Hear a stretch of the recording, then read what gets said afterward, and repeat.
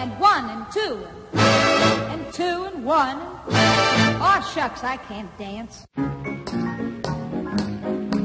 I'm your host, Dr. Courtney Craig.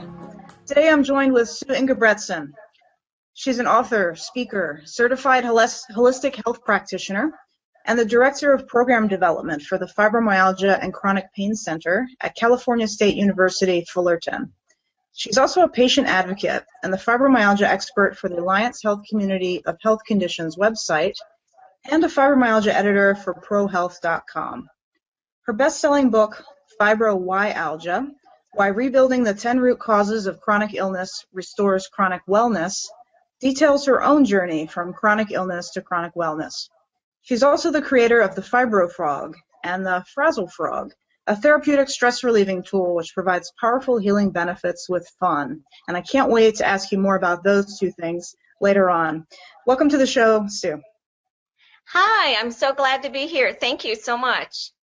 Thanks. Yeah, I'm really looking forward to this because most of the episodes have been very focused on chronic fatigue syndrome. So it'll be nice to get a fibromyalgia-centered show today.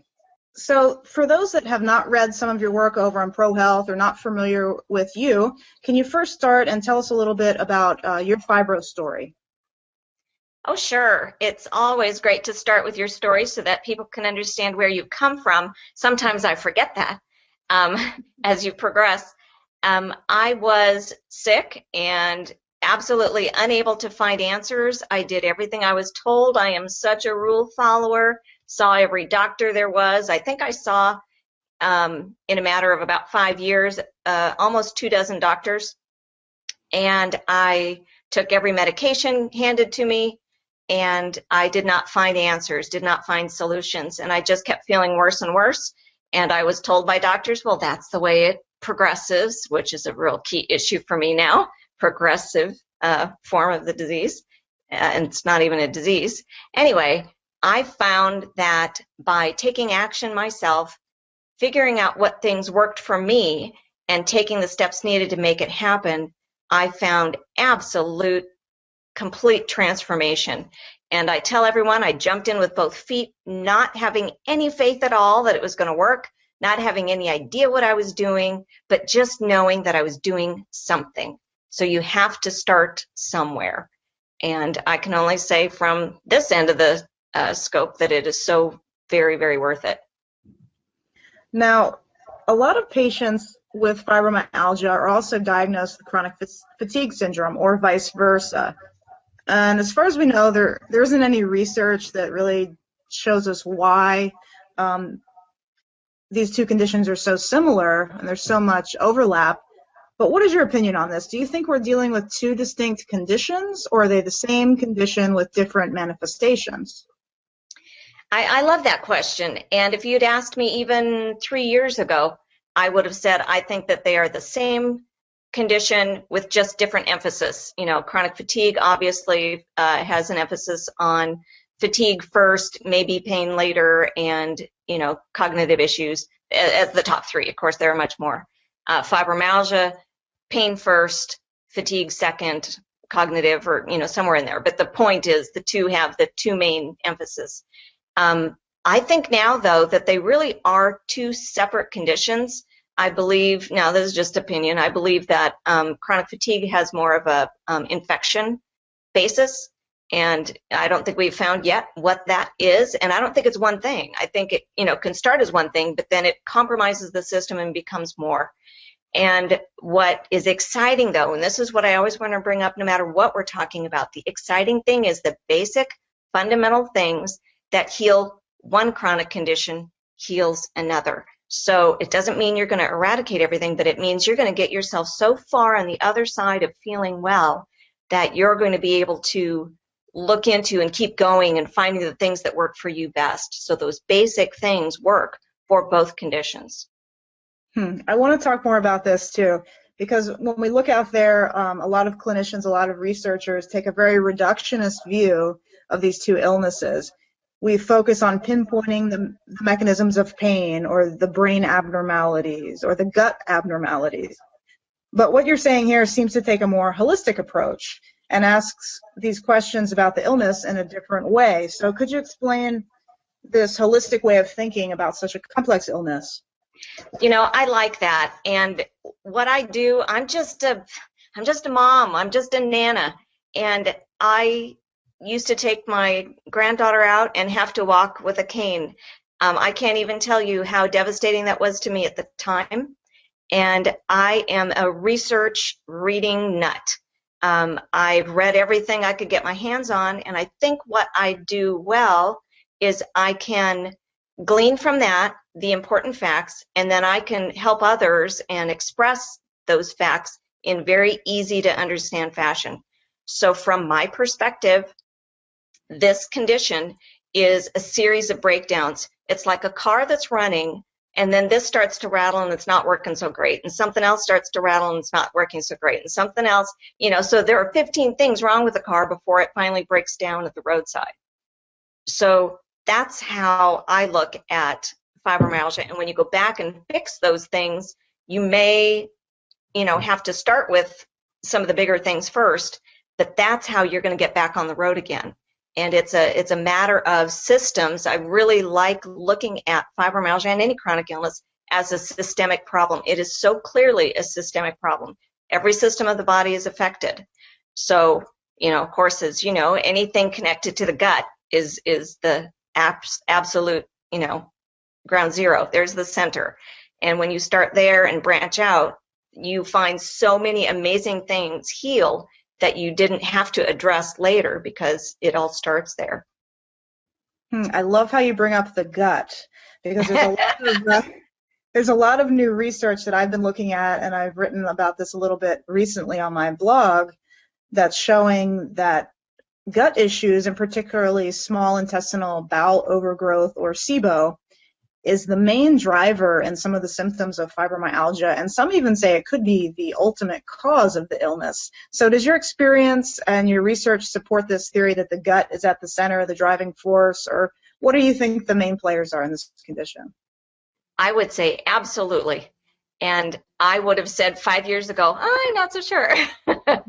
So as I progress, as I read more, as I experience my own, and now even more importantly, as I experience the collective information I receive from clients over and over and over again, there is this huge connection between the digestive system, leaky gut as a precursor when most people don't even know they have it, and then leading to that whole autoimmune reaction. And I know fibromyalgia is not autoimmune. However, it acts like it behaves with it. There are overlapping conditions with it.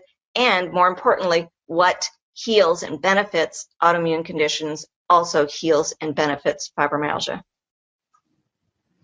Absolutely. So addressing the gut is going to be a key component of your treatment approach, but you also talk about a restoration trio for health. Is gut part of this trio? What are the components of your trio? Yes, and the reason I always bring it back to this is because I want to express that it's not one thing. People are all, we're kind of taught there's a pill for every ill thing, and you have this one pill that does this one symptom, and it's a big paradigm shift to look at doing some really fundamental things that can heal so much, heals more than one thing. So for me, nutrition was the first thing I put into place. And absolutely, that has everything to do with gut health and restoration. So nutrition is one of the restoration trio. Fitness, body movement is number 2. That means you have to move in some way every day to your mobility issue levels, but in some way you need to move because of detoxification and so many more reasons. But fitness is part of it. The nutrition is part of it. And the third key is the last thing for me to figure out. It is emotional wellness. So you can look at that. That's a pretty wide scope. That includes sleep. It includes stress management. It includes emotional traumas. There's all sorts of things that fit into that emotional wellness category. And again, that was the last piece of the puzzle for me to figure out. I got so much benefit from nutrition and just moving my body that I thought I was, just about healed. And it wasn't until later I realized what that mindset piece, that emotional wellness piece, actually did for me. And I found exponential recovery after that. I do want to ask you more about that, but first I want to talk about the first pillar, and that's diet, because that's something I focus on so much with chronic fatigue syndrome, and that was the key thing for me in my lasting recovery. So part of the diet you talk about in your book is an anti-inflammatory diet. So what does it mean to eat anti-inflammatory? What does this look like? Well, it looks like eating foods from the very basic category of the macronutrients. A lot of people don't understand that really what the body needs, we can get nutrition from healthy veggies, healthy proteins, healthy fats. It's really not all that complicated. And there are thousands of varieties of veggies. There are tons of different proteins, and there are amazing healthy fats. And when the body gets what it needs in the right balance, and that does take some tweaking, when the body gets what it needs, it is absolutely unbelievable how the body can begin to heal from that.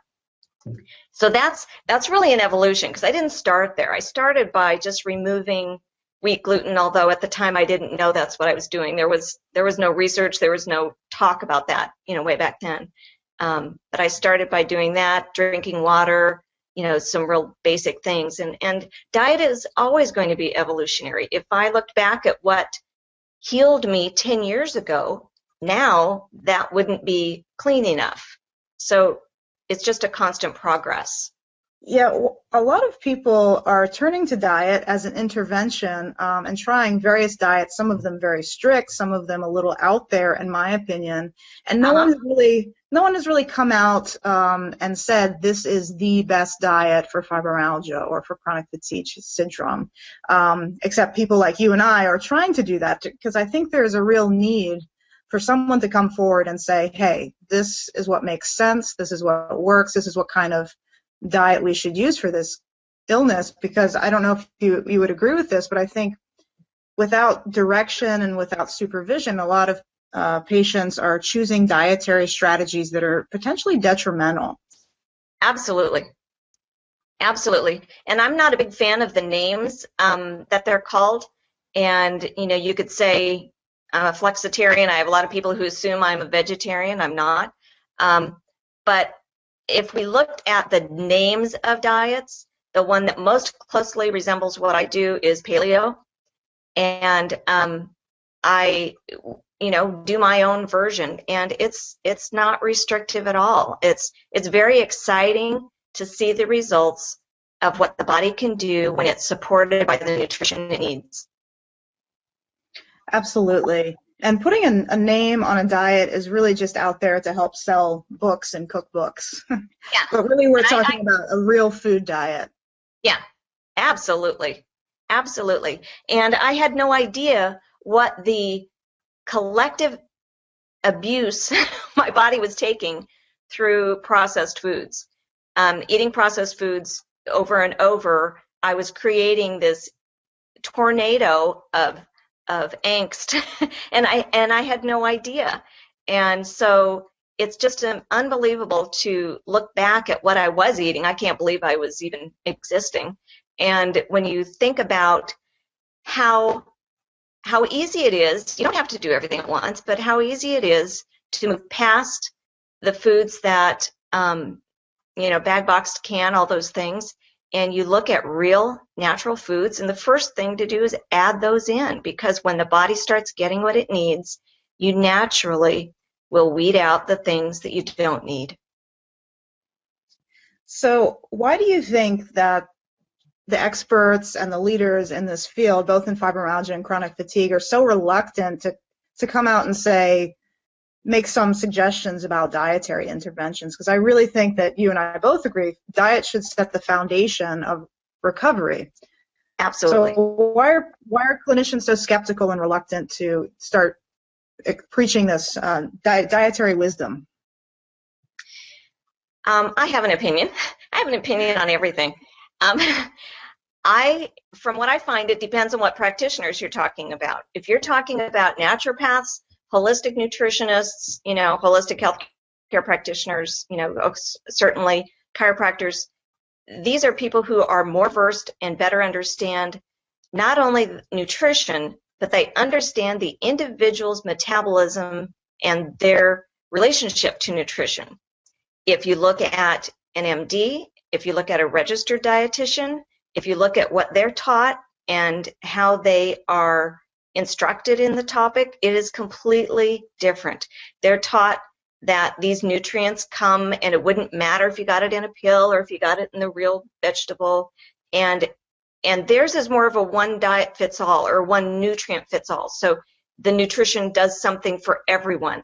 And we are such an individual creation that can't possibly be true. So even though the nutrition basics are the same, we all need the same macronutrients. We need them in different varieties. We need them in different balances. And we are all, constantly tweaking our own individualness. That in itself says why you can't get that information in a general practitioner's office. They don't have time for that. They're not versed in that. And it's not a simple thing they can write down on a square of white paper and hand to you. Yeah, exactly. And another thing, I think few people understand that the foods we eat can actually contribute to the pain. So how do you communicate that with your clients, that what we eat is causing your pain? First of all, right on my own website, on my homepage, rebuildingwellness.com, you can find a downloadable guide called Stop Feeding Yourself Pain, because I like to point out what hidden sources of sugar is just one of the components, but I like to point out what hidden sources of sugar there are in the foods that more than likely you're eating and how that contributes to pain. So when the digestive system is imbalanced, that spreads throughout the body. Again, that whole systemic issue. So that causes dysfunction, and dysfunction causes pain. So it is such a clearly defined chain. That's great. I will post a link so people can go and download that great resource. So that's our first pillar, trio in the restoration trio, diet. Your second trio is movement.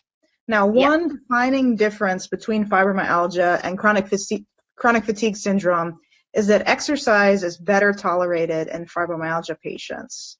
So you're talking about healthy movement, and it's a key part of your own recovery.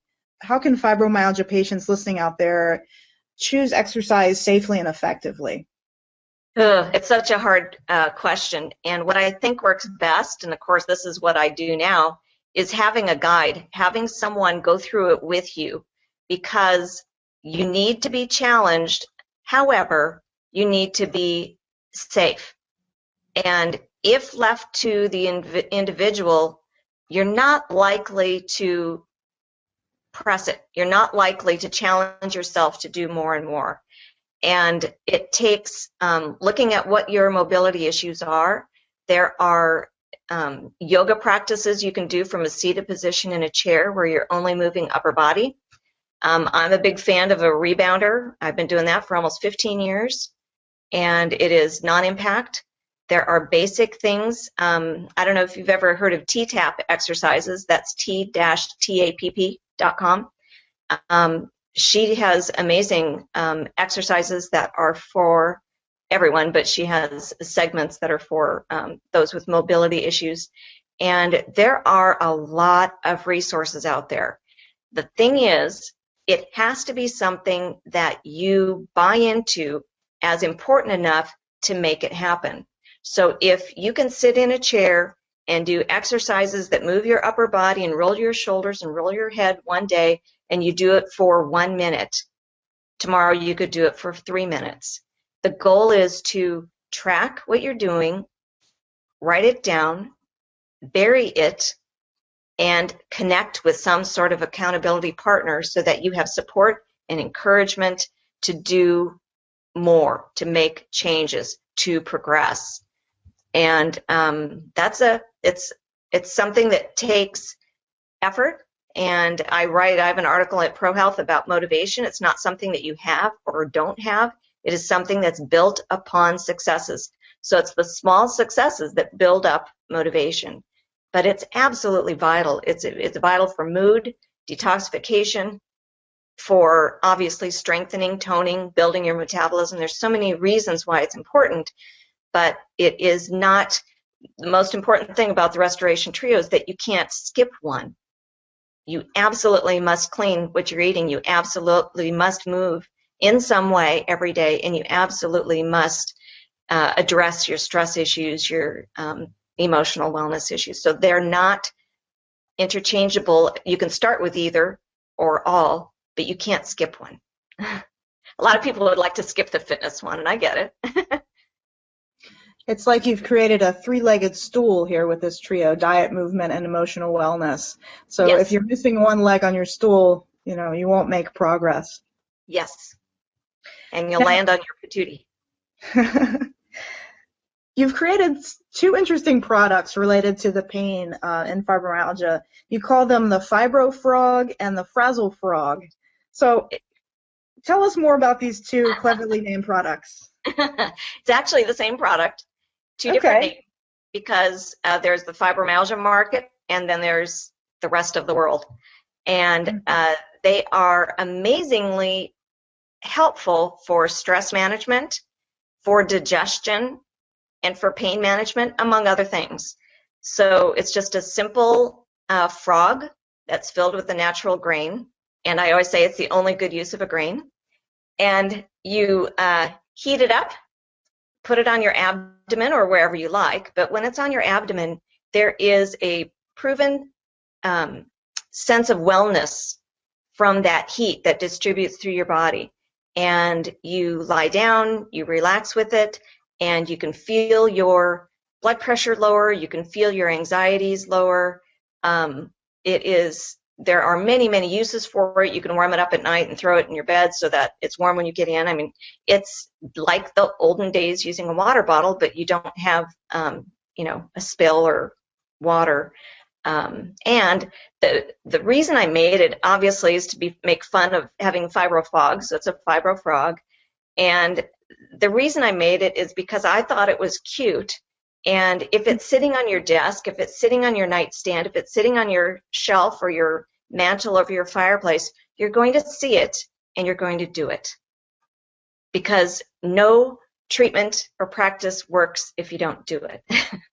So it's just simple. My husband will come home some days and he's so frazzled and he's just got all this stress going on. He'll see me pick up the frog and warm it up, and he's like, oh, but I'll make him lay down with it, because there's just nothing like spending 7 minutes, 15 minutes, whatever you can do, lie there, let the heat work through your body, and feel that stress ratchet down. So fibrofrog.com, again, same frog, or frazzlefrog.com, either one. Okay, we'll definitely check that out. They're fun. Is there any other type of body work that you recommend? This is kind of like a heat, almost massage world. Have you found any other sorts of body work, acupuncture, chiropractic, or anything like that to be helpful for fibromyalgia patients? Absolutely. And I certainly have found chiropractic to be useful. I've done that for many years. And as far as acupuncture goes, I keep reading wonderful things, and I have clients who have wonderful experience with that. I personally have never tried it because by the time I learned about it and studied it, I was nearly symptom-free. So I didn't have the motivation to go try that. But there are so many ways you can learn what your specific dysfunctions are. You can work with a health coach like me and go through your own practices. You can work with a practitioner like you. You can work with nutritionists so that you can do more specific testing. There are so many things that you can do.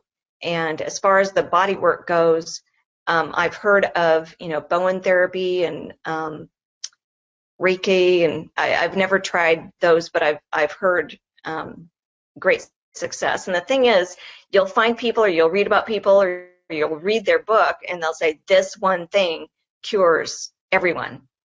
And they may have had a radical shift. They may have had a wonderful success with that, and I'm thrilled about it.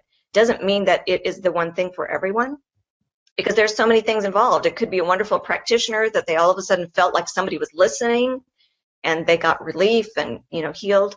So I just want people to be encouraged and supported and aware that there are so many different practices out there, and any one or a combination thereof can bring you so much further down the road in healing. And that's really what my book is about. The point is, fibromyalgia is about why did we get sick? And the book is not a how-to on do this, and do this. It's a seed planter. It's encouraging, supporting, and educating people so that they can make great decisions for themselves and move forward in their own healing journey and feel that they can do it. Absolutely. We're spreading hope and understanding, but this is very much an individual experience for both fibro and chronic fatigue syndrome. Absolutely. Let's move into the third pillar, and that's emotional wellness. So you frequently point out the opportunities through your own fibromyalgia journey to choose hope over despair. So for all those out there with chronic pain or chronic illness that lasts for decades, and a lot of these patients, it's sometimes easier said than done to choose hope over despair. So what strategies have you used to help stay positive on the road to recovery? I love that. And this is so important. You can't tell someone to be grateful. You can't tell someone to be hopeful. It is an everyday practice that you choose to do one little step at a time. And we get, at the basic level, we get whatever it is that we're looking for. So, I'm a really big weirdo about studying the brain and how it works. And the brain is a problem solver. So let's give it a problem that we really want to solve. What is helping me to feel better? What is helping me to think more clearly? What is helping me to have a better digestion and, regular bowel movements? Let's look at questions like that rather than what is it that's making me so sick, or why do I feel so bad, or how come nothing works for me? We need to ask ourselves better questions. When we're asking ourselves the questions that we don't want the answer to, that's turning us into that downward spiral. So I'm always talking about the journey as a spiral. We spiral downward and we spiral upward. And it does take effort. It does take practice. But let's ask ourselves better questions. So what can I do tomorrow? What can I do today? What can I do with my next bite that can help me to heal in some way? What can I do? Because we can look at what can't I do all day long. And those may be very valid, but they aren't answering anything. They're not moving forward, and they're not at this point helping. So we look for things of what we can do to move forward. And so what we can do is we can have big control over what we're eating. The next forkful could be the most, empowering action you can take. And so once we start moving, it's slow at first, but once we start moving toward the upward spiral, looking at things that we can do and asking the questions that we do want the answers to, then we can move into a state of more gratitude, more motivation. And again, it's much easier if you have somebody holding your hand along the way. So that accountability partner is really important. Chronic illness is so isolating. And that isolation alone is a negative health risk. That is a beautiful, positive message for all of our listeners out there. We're running short on time, but one thing I want to end with, the title of your book, I love the play on words, Why Rebuilding the 10 Root Causes of Chronic Illness Restores Chronic Wellness. So what does chronic wellness mean to you? I am so into chronic wellness. I will be chronically healthy for the rest of my life. Chronic is ongoing and ever going, and it usually relates to something negative. And that's why I intentionally used it to reflect something positive. I want to chronically look for solutions and improve my health every day. And again, it's a journey. If I looked at what I did 10 years ago, that's not what I'm doing today. It doesn't mean that was wrong. Those were the steps I needed to do. People get so crushed by making a decision and having it not work, and they feel it was wrong. This is not black and white. This is not right or wrong. It's just taking that step, ascertaining if that's the best thing for you, and taking another step.